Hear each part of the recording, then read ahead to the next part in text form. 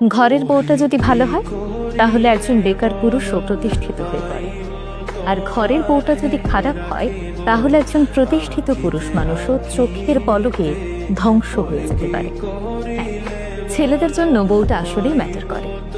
ঘরের বউটা যদি ভালো হয় তাহলে দেখবেন একজন বেকার পুরুষও ধীরে ধীরে সফলতার দিকে এগিয়ে যাচ্ছে, কারণ একজন জীবন সঙ্গিনী শুধুমাত্র পাশেই থাকেন, বরং তার অদৃশ্য শক্তি দিয়ে স্বামীর সকল হতাশাগুলো দূর করে তাকে সফলতার দিকে নিয়ে যায়।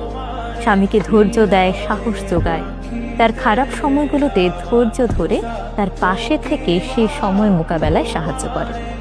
ফলে ছেলেরা ভেতর থেকে অন্যরকম একটি শক্তি অনুভব করে, আর এই শক্তি তাকে ঠেলে সফলতার দিকে নিয়ে যায়।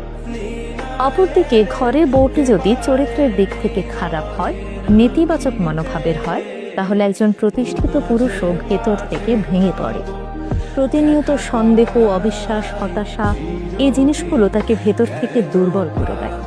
ফলে তিনি ধীরে ধীরে তার কর্মস্পৃহা হারিয়ে থাকেন এবং জীবনযুদ্ধে অনেকটাই পিছিয়ে পড়েন।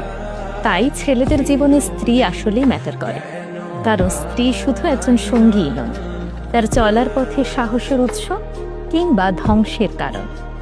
একটি সম্পর্কের সৌন্দর্য তখনই ফুটে ওঠে যখন একজন আরেকজনের শক্তি হন।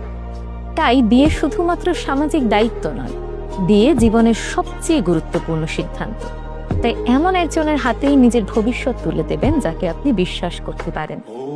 এমন একজনকেই বেছে নেবেন যার কাছে আপনার স্বপ্নটা তার স্বপ্নের মতোই গুরুত্বপূর্ণ।